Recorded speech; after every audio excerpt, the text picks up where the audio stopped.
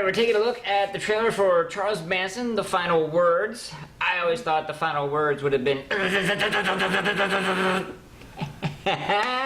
but no, they were not. And as an added bonus, we got Rob Zombie narrating. I think he spit on me.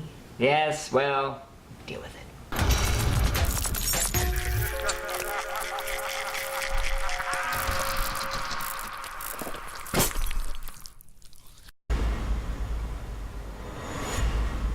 You have a prepaid call from Charles.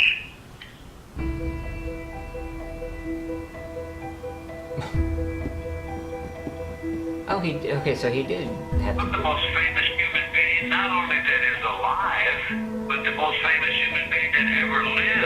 Oh boy. And I'm not even dead yet. Do you think it's gonna happen when I die? So This began a year ago, when Charles Manson started calling. The problem is, Manson is famous. In the late 60s, Charles Manson was convicted for the brutal murder of actress Sharon Tate and 8 others. Though decades have passed since his conviction, the obsessive interest has never waned. The reasons that this maniac orchestrated this whole thing were just Looney Tunes. He was trying to ignite a race war. I didn't believe it. That was the motive. Live and let live. You don't let me live, you don't live. That's all. They didn't kill people, they butchered people. The true story remains untold, until today. I never ordered nobody to do anything. I knew exactly what was necessary to convict him. Whether that was the truth or not wasn't my business to decide. It was a religious cult. They were always free to leave. I mean, none of those things are real. I've been deep in thought in solitary confinement for almost 40 years. Thinking, what the hell does all this mean? How does that fit? Where does that work? And the stuff that I've come up with, man, is just unbelievable. He was not at the scene. It just boggles the mind. He was 40 miles away when the murders took place. Oh no. The victims weren't chosen at random. This is where it all connects.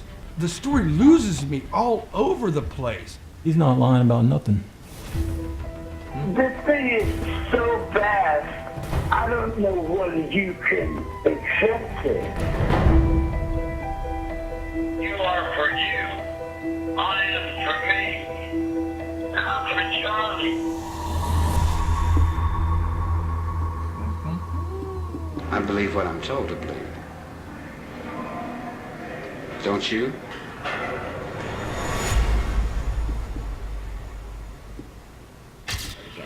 Well, I'm excited.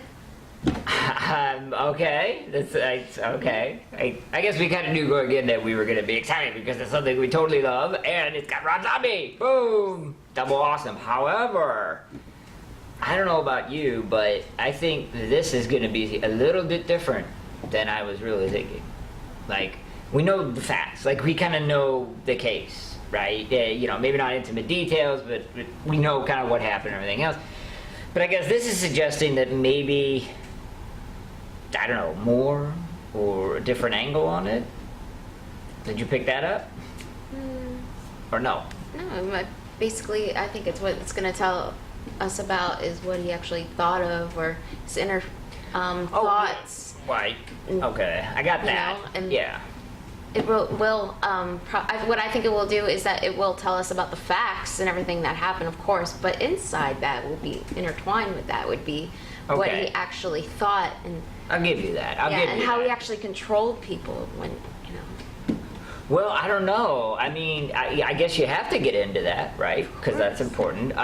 But also, those quotes clearly shows, like, you know, and only because I'm familiar with some of the crazies and the whack jobs of the Howard Stern show.